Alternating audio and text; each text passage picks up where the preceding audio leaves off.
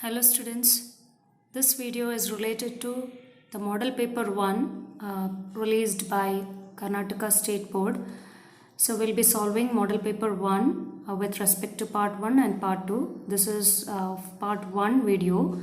Let's start with the solving of model paper 1. So here there are multiple choice questions of part A physics. First we'll continue with the physics.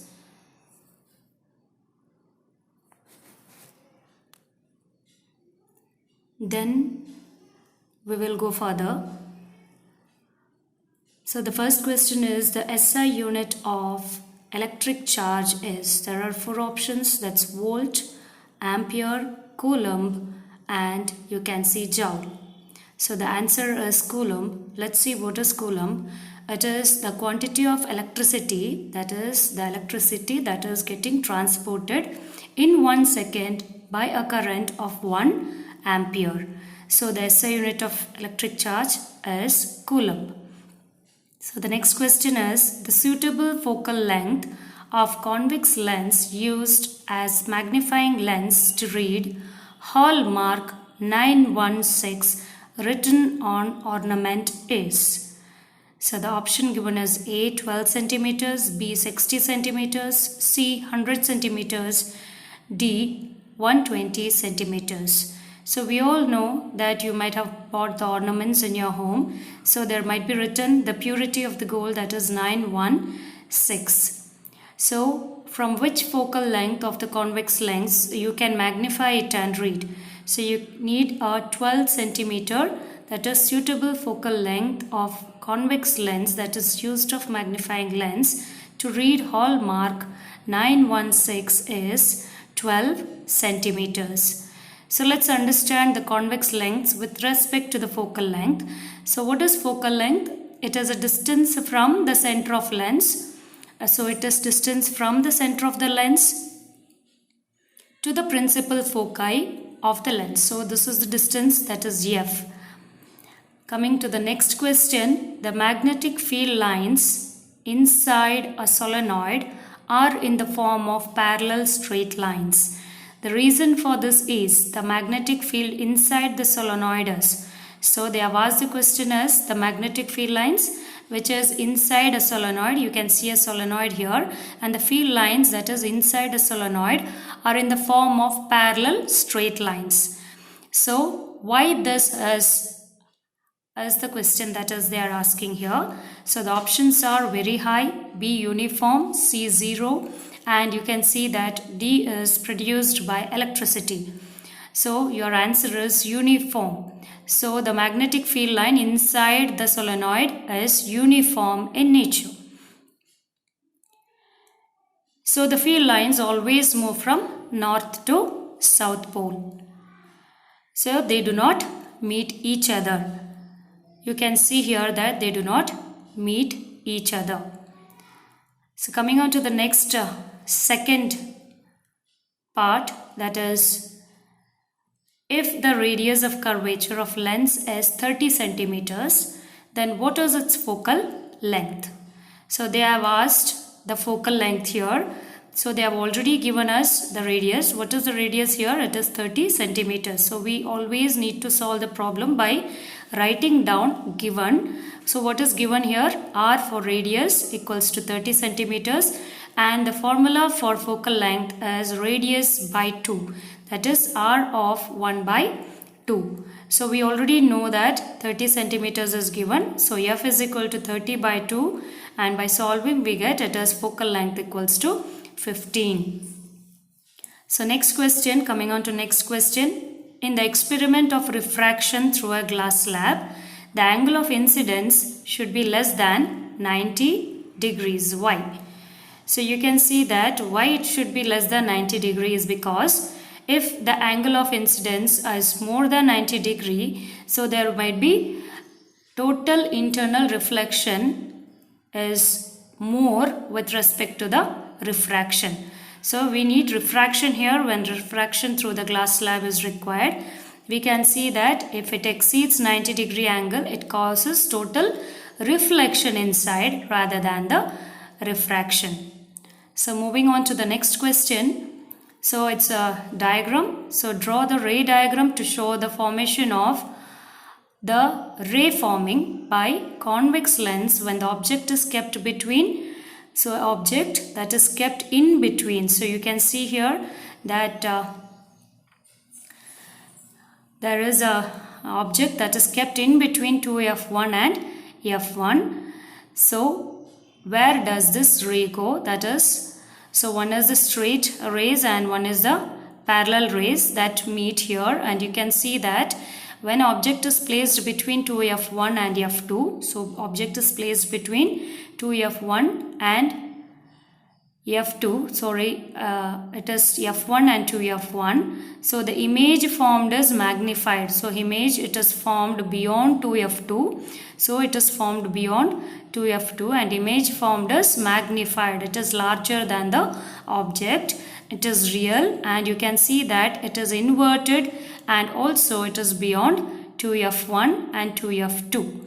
So it is the answer here. Here you need to just draw the diagram. So I just given the explanation for it. Next question, the resistivity of two conductors A and B are. So A they have given as 1.6 into 10 to the power of 6 seconds, that is minus 6 seconds ohm meter, and 5.20 into 10 to the power of minus 3 ohm meter respectively. So which of them is used in, first question is transportation of electricity. So transportation of electricity is happening only when the two conductors, so faster movement of electric or electrons is required.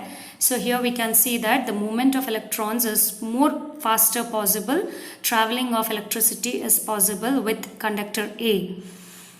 Next question is the making of heating coils. So which we will be using out of two conductors? So we will be using conductor B, because heating of coil, it is high resistivity and high resistance is required to oxidate the high temperature, that is the coil getting heated.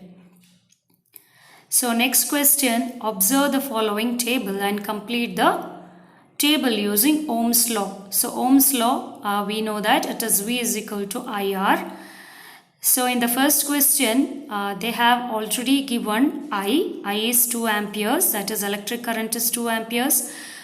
Potential difference is 120 volts and resistance is what we need to find out.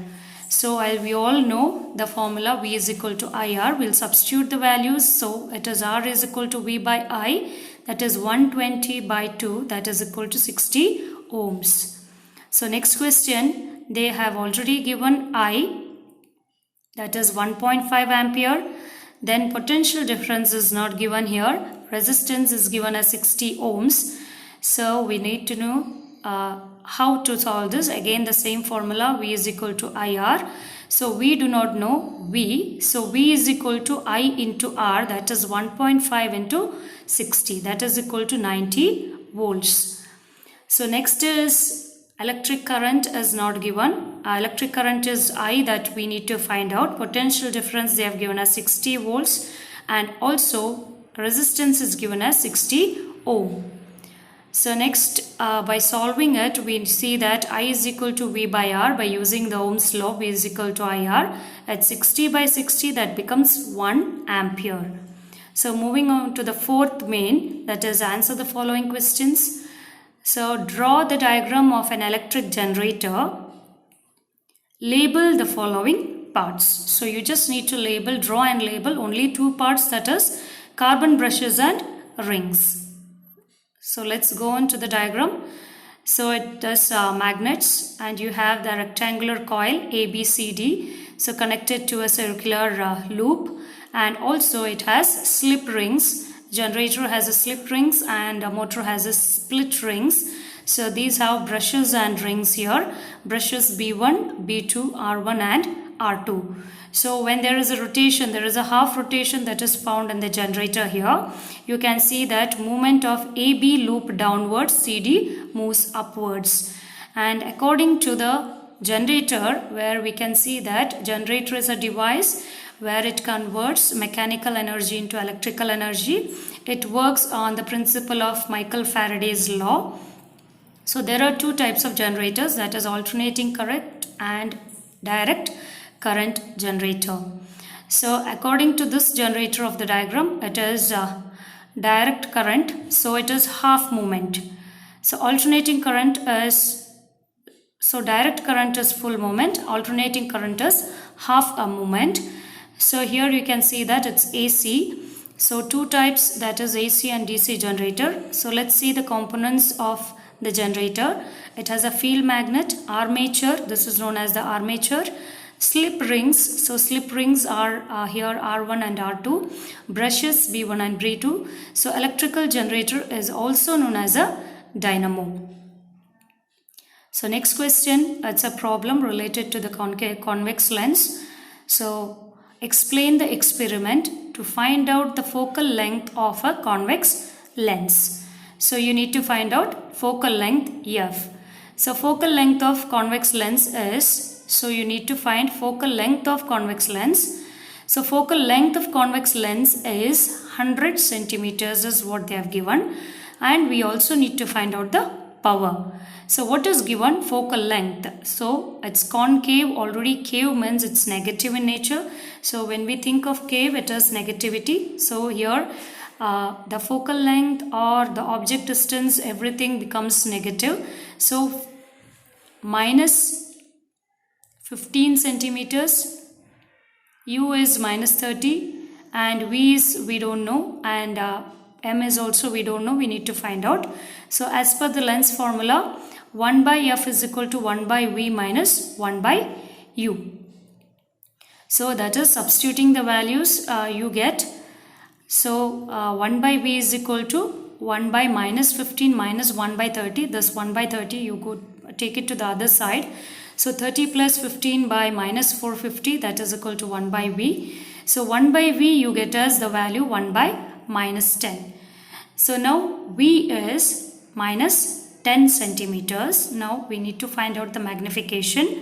So M is equal to V by U, that is minus 10 by minus 30. So minus 10 already we have got it here, and minus 30 U is already given here. So substituting the values, we get M is equal to 1 by 3. So we can say that the image distance is minus 10 centimeters and its magnification is 1 by 3. So moving on to the next question.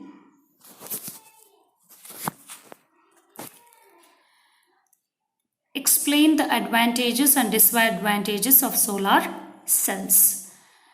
So let's see the advantages first. They are eco-friendly and also they cause less pollution, and they need a very less or low maintenance cost, and solar energy is available mostly in abundance, or we can take this solar energy every day, but only in some cases, exceptional cases, that is the disadvantage of a solar cell. Here we can see that it cannot be used in rainy days or cloudy days, and here the cost of manufacturing of such devices is very expensive. Solar cells have very low efficiency also, and they can only convert 25% of light energy falling on them into electricity. So that's a very less amount of light. So it also cannot be used in absence of light from any source. So moving on to the next main, answer the following questions. So long answer questions. Explain the principle of working of simple electric motor. So what is the role of split rings in an electric motor? How are commercial motors different from simple electric motor?